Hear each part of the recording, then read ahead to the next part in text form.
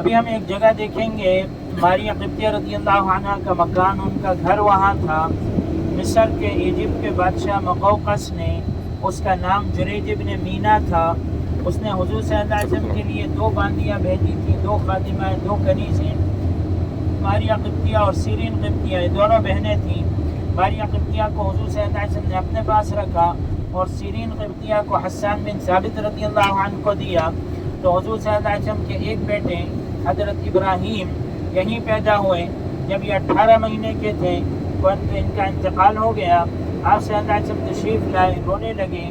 صحابہ نے کہا کہ یا رسول اللہ آپ رو رہے ہیں؟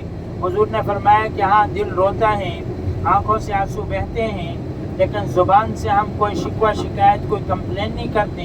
پھر آپ صلی اللہ علیہ وسلم نے ان کو جنت البقیع میں دفن کیا اور فرمایا کہ اللہ تعالیٰ نے جنت میں اس کے لیے دایا کا انتظام کیا ہے، اور یہ بھی فرمایا کہ اگر یہ زندہ رہتے تو نبی ہوتے، حضرت ابراہیم۔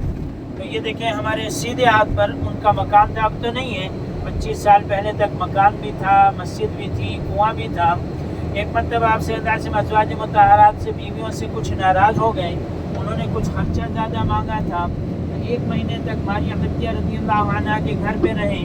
1 مہینے کے بعد اللہ تعالیٰ نے قرآن میں فرمایا کہ آپ بیویوں سے پوچھیں کہ آپ کو کیا چاہیے، اگر آپ کو دنیا چاہیے تو میں دنیا دے دیتا ہوں اور چھوڑ دیتا ہوں، اور اگر آپ کو نبی کے ساتھ رہنا ہے تو ایسے ہی رہنا ہوگا۔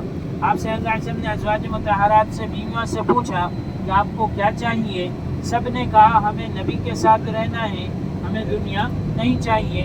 تو 1 مہینے کے بعد آپ صلی اللہ علیہ وسلم واپس مدینہ تشریف لے گئے۔ 1 مہینہ ماریہ قبطیہ رضی اللہ عنہ کے گھر پہ رہے تھے۔ تو بقول ایک صاحب نے مسئلہ اسی زمانے سے چلا آ رہا ہے، آپ سمجھ رہے نا، بیویاں خرچے زیادہ مانگتی ہیں۔ بس ہمارا تو گھر ایک ہی ہے، کہاں جائیں گے، بہتر ہے کہ جو مانگے دیتے ہیں۔ اب ہم جا رہے ہیں مسجد جمعہ۔ آپ صلی اللہ علیہ وسلم نے اپنی زندگی کا پہلا جمعہ وہاں پڑھا، اس لیے اس کو مسجد جمعہ کہا جاتا ہے۔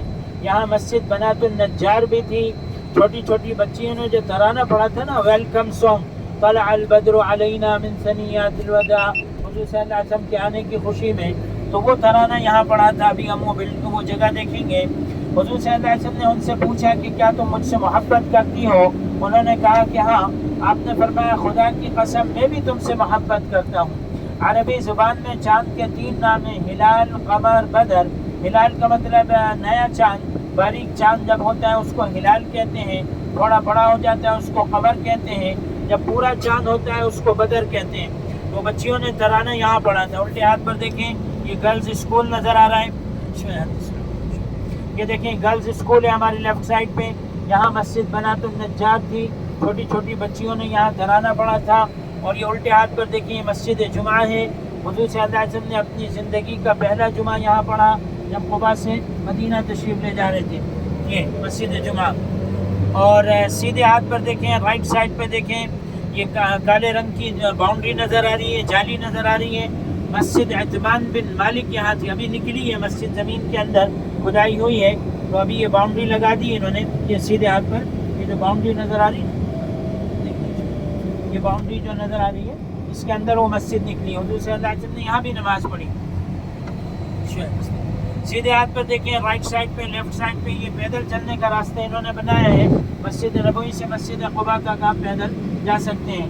309 نمبر گیٹ سے اگر آپ باہر نکلیں نا، 309، تو یہ راستہ آپ کو نظر آئے گا، اور پیدل مسجد قباء تک آپ جا سکتے ہیں۔ پیدل چلنے کا راستہ ہے، 3 کلومیٹر